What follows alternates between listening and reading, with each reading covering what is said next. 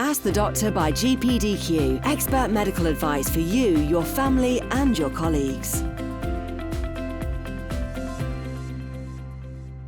Hello, this is Lucas and I look after corporate healthcare at GPDQ. We have our clinical director on with us today, Dr. Kathrina Christalis, and we are going to talk about symptoms of COVID that are less known and will help people make decisions and stay safe out there. Thanks, Lucas. We thought this was really important to talk about because as we know, since July 19th, some of the restrictions have been lifted, and we wanted to just help individuals make informed choices about how to keep themselves, staff, and others safe. The thing that I wanted to raise was actually the newer symptoms of COVID-19, so that we can make informed decisions based on knowing what the current symptoms of the virus actually are. So the information that I've taken today is from the COVID-19 ZOE study, and that's a study that's led by an epidemiology professor at King's College London, and it uses information from over 400 contributors globally. We know at the start of the pandemic, for example, that the main symptoms of COVID were a cough and a fever. But then as we got more information, we found out that actually one of the symptoms was a loss or a change to the sense of smell or taste. But since then, and with the variants of COVID, actually the top symptoms have changed further, but I don't think we've been fully informed on these symptoms. Yeah, I don't think we did. So what are the top symptoms of COVID-19 according to this ZOE study, joint ZOE study?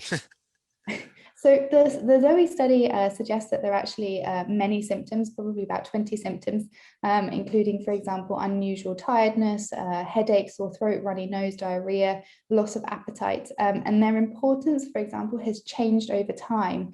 So the symptoms vary according to whether you are fully vaccinated, unvaccinated, or whether you've had one dose, the top 5 symptoms. But in general, the top symptoms at the moment include a headache, a sore throat, runny nose, sneezing, cough, fever, or loss or change to your sense of smell or taste.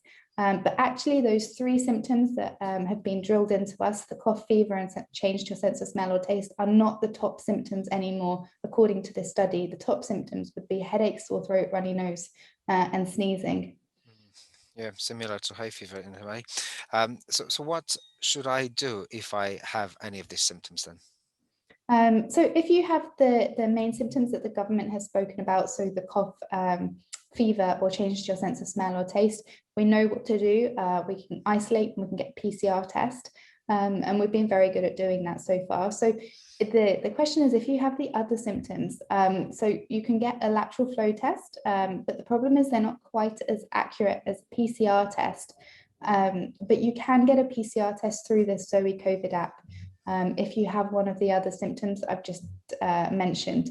But I think ultimately, if you're unsure, which could be the case, because as you just said, there's overlap with hay fever, that there can be overlap with these symptoms with many conditions. If you're unsure, just speak with a healthcare provider. It's much professional. It's much better just to ask if you're unsure, rather than going to work and possibly risking other people in your workforce. So if you have those other symptoms and you're not sure, just speak to somebody. So it could be an NHS doctor, GP 111, could be one of us as GPs, or it could be a doctor at your place of work.